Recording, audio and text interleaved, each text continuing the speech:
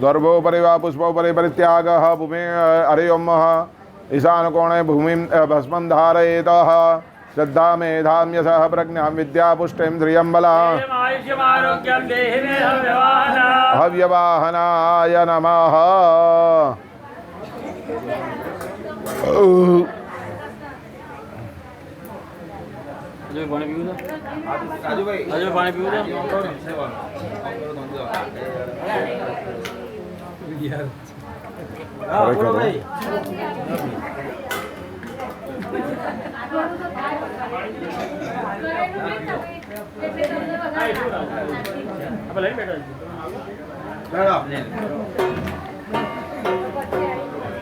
अपूर्व अपूर्व, आप दोनों को एक दो कड़ी इधर उतारनी है, एक कड़ी पीछे माता जी की, बराबर। फिर बाद में मम्मी पापा को दे देना, वो सबको देंगे बारी बारी, बराबर। बोलो श्री अम्बे माता की जय। जय आद्या शक्ति मैया, जय आद्या शक्ति। अखंड ब्रह्मांड दिखारमा, अखंड ब्रह्मांड दिखारमा, बड़वे प्रगट्या भावो। मैया द्वितीया वे असरो बधिव शक्ति गानो। ओम ब्रह्मा गणपति गाऊमा,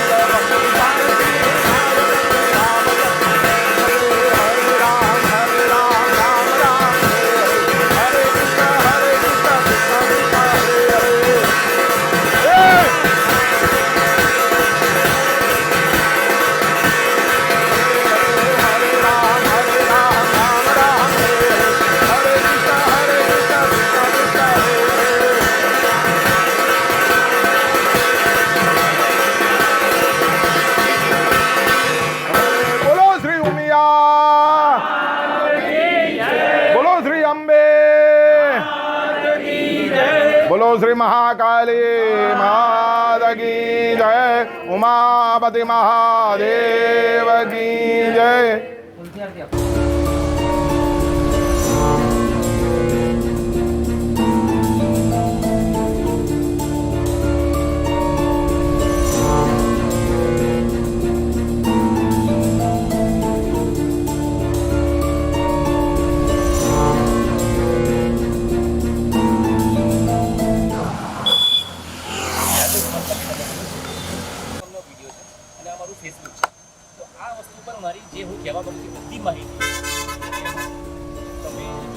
સરપંચ સાથે પણ વાત કરી રહી છે ગામના જે વાલ્મીકી સમાજ છે તેની સાથે પણ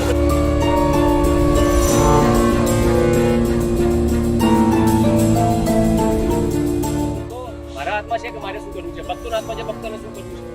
તો બસ એ જ ઈચ્છા છે કે હું ભક્તોને સમજાવું છું। મારો નંબર પણ છે, વોટ્સએપ પણ બનાવી છે, યુટ્યુબના વિડીયો પણ છે મારા। હું 11 મહિનાથી આ કામ કરું છું। માતાજી મને કોઈ નુકસાન નથી કપાયું। મને વિઝા પણ એમને આપણે માર્ચ મહિનામાં આપ્યા વિઝા। હું 10મા મહિનાથી આ કરું છું, બરાબર। વિચારો મારા જો વિરોધ કર્યો, મારો વિરોધ લાગ્યો હોત માતાજીને તો મારું શું કરી નાખ્યું હોત? બોલો, ગામવાળા તો એમ જ કહે છે તમે આવતા વર્ષે જીવતા હો મારી વાત નથી। હવે આમે 62 વર્ષો થયો છું, જ્યારે લઈ જાઉં ત્યારે લઈ જશે, પણ હું ઘી તો બચાવવા મહેનત કરી શકું ને। ઘી બચાવવાની મહેનત કરું છું। હું એમ તો નથી કહેતો પ્રથા બંધ કરો, આપણે ભાઈ ઘી એક ચમચી ચડાવો ને, આખો ડબ્બો ઊંધો ના પાડતા, પણ હું કોકને ગરીબ ના આપી, તમે મને ઘી આપશો ને। ટ્રસ્ટી તો કહે છે કે અમારો પ્રસંગ જ નથી, ગામવાળાનો પ્રસંગ છે। ગામવાળા કહે છે ને અમે તો ઢોળવાના જ છે, અમે તો નદી દેખાવી જોઈએ ગામમાં, પણ એ મૂર્ખાઓને ખબર નથી કે નદી દેખાય છે કે કાદો કીચડ થાય। ગામવાળા મેં કીધું એ તમે 50% માણસ એવા છે રૂપાલ ગામમાં કે જે ચમચી પણ ઘી નથી ચડાવતા, જે મને ફોન કરીને કહે છે કે આદેશ અમે તમે બરાબર છો, તમે કરો બરાબર છે, અમે તમારી સાથે જ છીએ।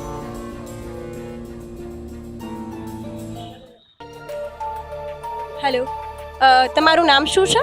કિશોરભાઈ ચૌહાણ।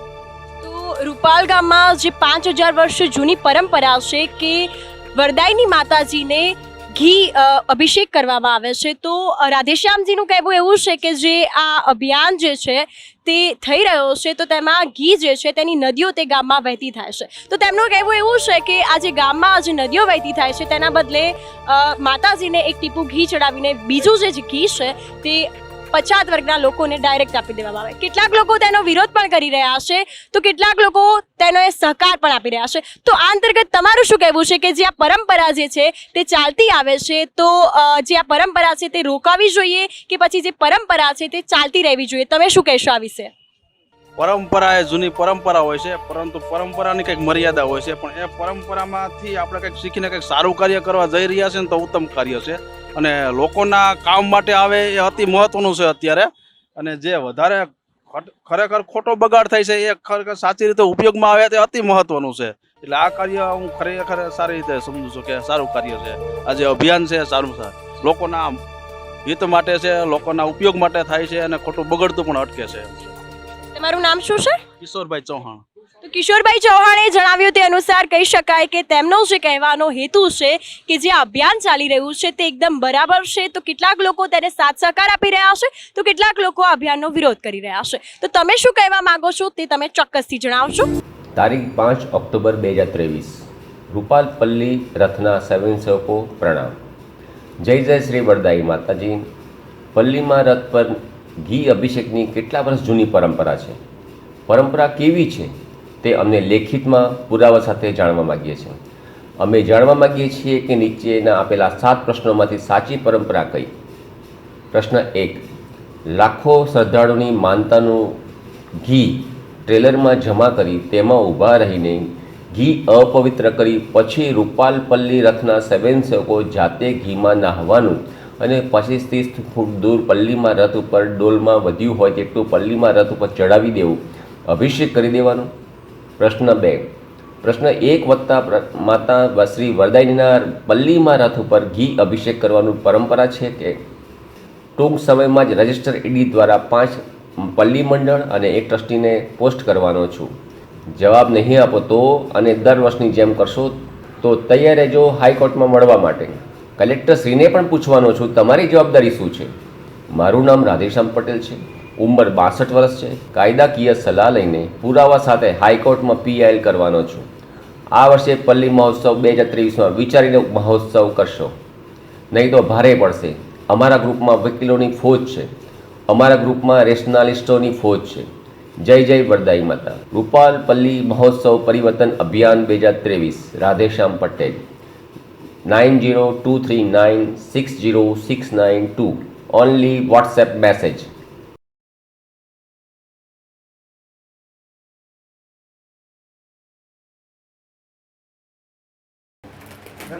ફૂલ ફૂલ ઉતારીને ચઢાવી દો. હા, છૂટા તો ચડાવી દો ભગવાનની ઉપર. બસ. દેવ્યાભિવંદનમ મહા. ચારે દિશાઓમાં આરતી આપી જાઓ. खड़े खड़े घूम जाना है.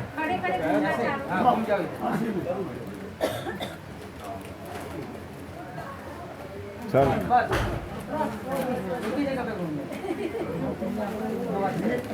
અરે પણ એવું છે.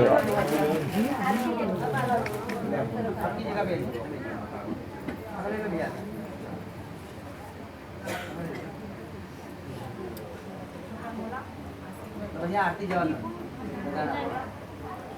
नहीं जाओ तो तुम्हारी जगह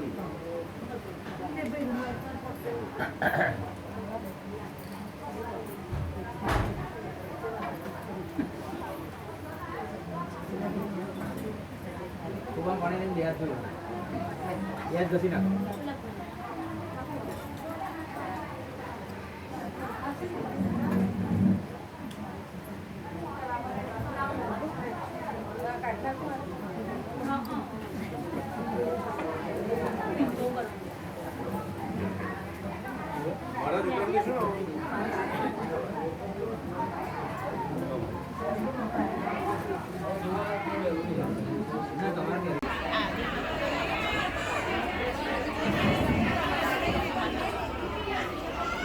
जय स्वामीनारायण.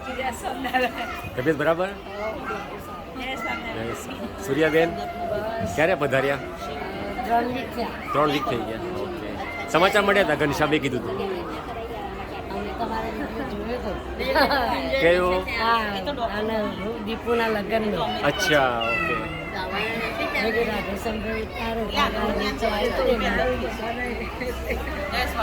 અમારા ભાઈને લાયા છો?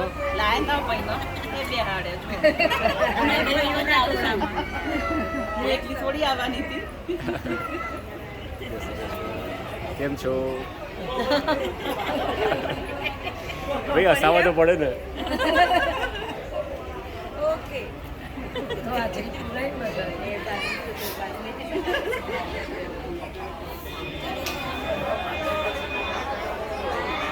શું અરવિંદભાઈ?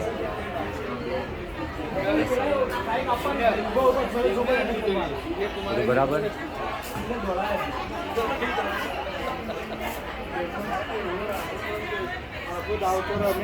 શું મનીષભાઈ? બધાના જોડે અત્યારે મોબાઈલમાં મેસેજ ચાલુ છે. કનૈયાલાલ જય સ્વામિનારાયણ. રાધેશ્યામભાઈ ડોંગર વસ્તુ વસૂલ કરી જય સ્વામિનારાયણ. જીરો.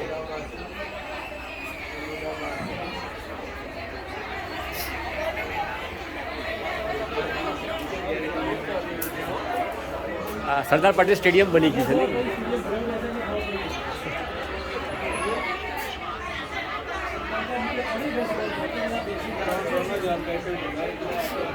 સ્ટેડિયમમાં ના હોય એવું નહીં લાગતું નહીં, અહીંયા સ્ટેડિયમમાં એવું લાગે છે. મહારાજે મોબાઈલ વાપરતા હતા.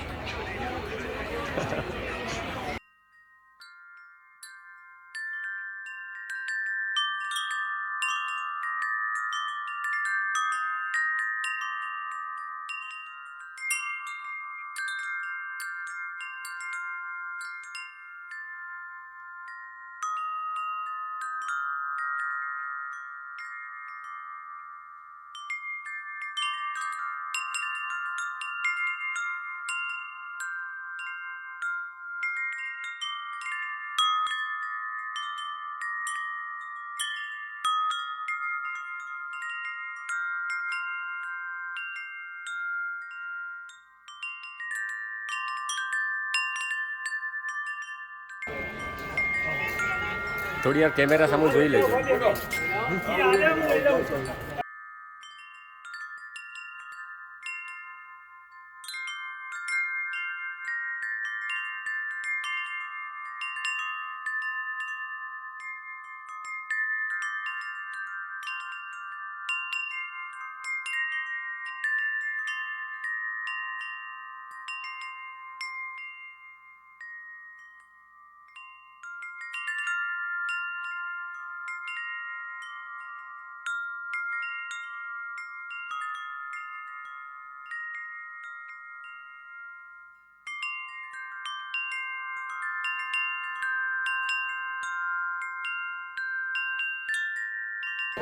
પતી ગયું સરસ થઈ ના હવે તૈયારીમાં બધા આરતી થતી હતી એટલે આરતી પતી ગયા પછી બધા હાથથી લે ને હાથથી હવે નીચે ઉતરતા હશે હું પણ પહેલો ઉતર્યો સમજો ને આરતી પત્યા પછી શું સંદીપભાઈ વાત થઈ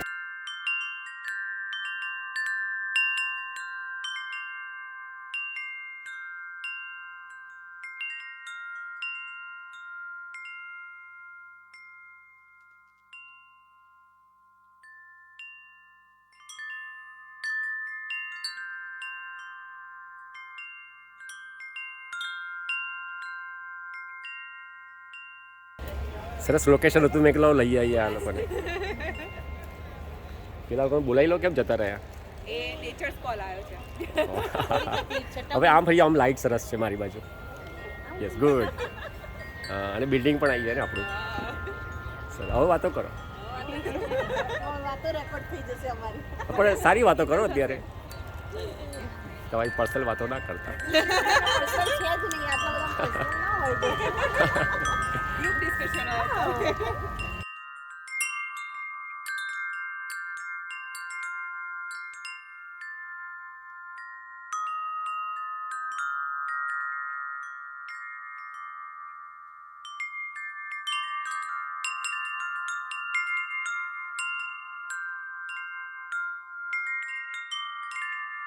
અમે તમે વિડીયો રેકોર્ડિંગમાં લેવાના હતા તમે જતા રહ્યા